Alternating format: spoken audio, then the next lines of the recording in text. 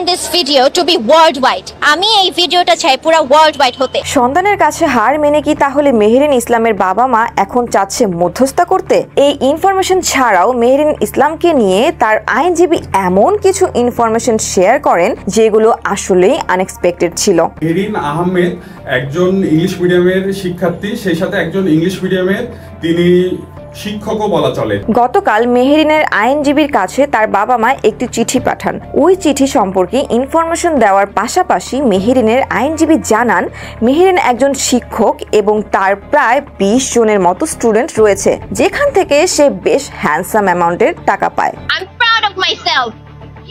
Waiting for you. এখন মেহেরিন যে কাজটা করেছিল সেটা সবাই জানে। নিজ বাবা মায়ের কাছ থেকে আদালতে সুরক্ষা চেয়ে নিজের বাবা মায়ের বিরুদ্ধেই মামলা করে বসে। যেই ঘটনায় সে অনেক প্রাউড ফিল করলেও সবাই হয় শকড। জন্ম থেকে আমি সাফার করেছি, from since birth I suffered. তার আচার আচরণ অঙ্গভঙ্গি দেখে অনেকেই নানাভাবে তাকে জাজ করেছিল। সোশ্যাল মিডিয়া জুড়ে কেউ ধারণা করেছিল হয়তো তার মানসিক কোনো সমস্যা থাকতে পারে, যদিও অনেকেই এটাকে বাজে প্যারেন্টিং এর একটা রেজাল্ট হিসেবেও দেখেছিল। I don't think I have the right to abuse you, do I? I don't. এখন মেহেরিনের মামলার শুনানি আদালত 24 জুলাইতে ধার্য করলেও গতকাল মেহেরিনের বাবা মা মেহেরিনের আইনজীবীর কাছে চিঠি প্রেরণ করে জানায় তারা মধ্যস্থতা করে মেহেরিনকে ফিরে পেতে চান, কারণ সে তাদের একমাত্র সন্তান।